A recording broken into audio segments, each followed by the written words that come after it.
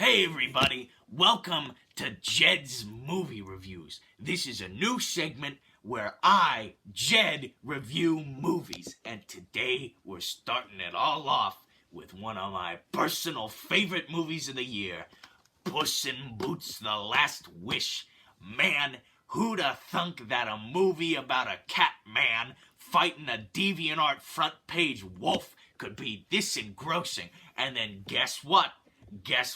He's not alone, because there's also Kitty Softpaws, who's another cat, and his dog, Pepito, or whatever his name is, I don't really remember.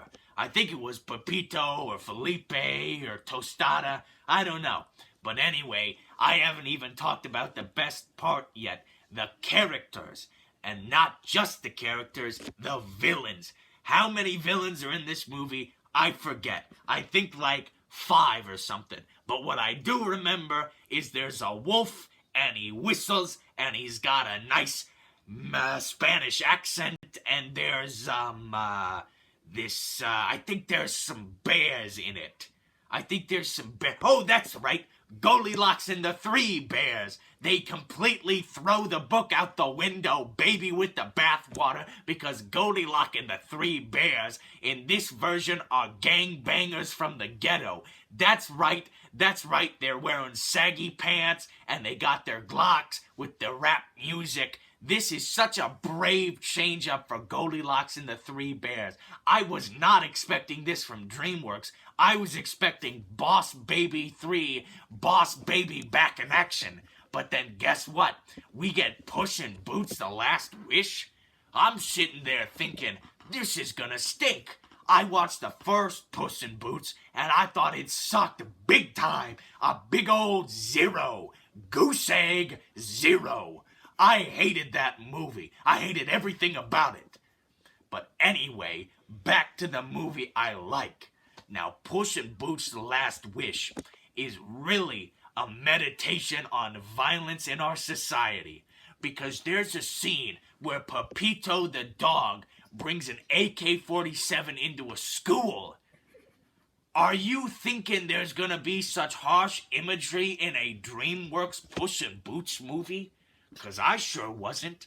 But Pepito immediately gets talked down by Puss in a scene that should have won them an Oscar. But instead, the Oscar went to frickin' Pinocchio, a movie about a fake little wooden boy. Well, guess what? Puss in Boots is a flesh cat, not a wood boy. This movie should have won the Oscar for the scene of Pepito holding an AK-47 in an elementary school and being talked down by Puss alone. Hell, this movie should have been up for Best Picture. Forget The Whale, forget All Quiet on the Western Front, forget all those movies. They lack one thing. I'm going to talk about him right now. Jack Horner. Wow, what a villain. Good job, DreamWorks. Let me clap for you. Good job, DreamWorks. You're a good boy. I'm proud of you. No more Boss Babies, okay? I wouldn't mind another one of those troll movies, but no more Boss Baby. More of Puss in Boots. Because this stuff is on God, some of the best stuff old Jed's ever seen. I love it like Marlon Brando loved souffle.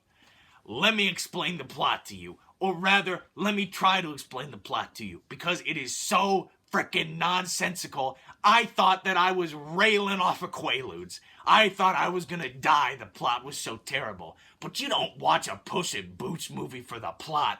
You watch it for the saucy action scenes and the nice character development, and maybe you watch it for the sexy wolfman. I don't know. I don't judge. Frankly, I think if you do, you're a pervert, but I don't judge.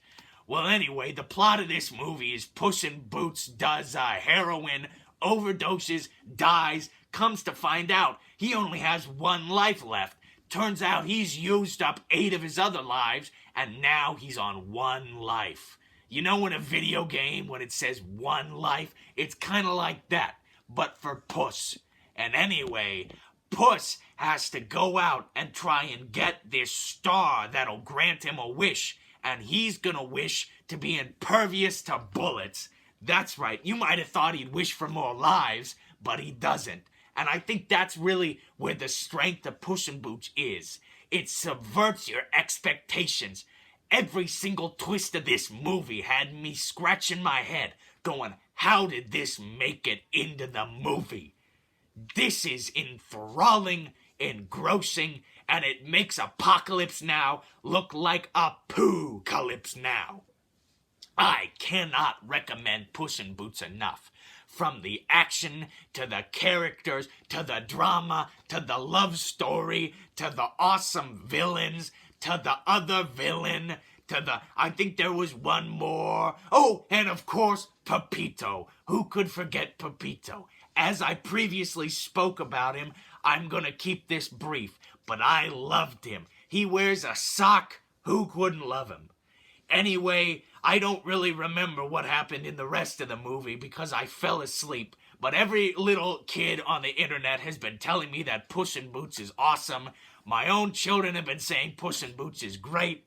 I don't personally see it. I hated this movie. But I'll tell you what, 10 out of 10. I'd never watch this again. I hated every second of it, but 10 out of 10. All right. This has been Jed's Movie Reviews. Don't forget to smash that like button, subscribe, turn on notifications, and comment something like, my favorite number is 12. Or better yet, comment your social security number. All right, this has been Jed's Movie Reviews. This is Jed signing off. And the Oscar for Best Picture goes to Puss in Boots: The Last Wish.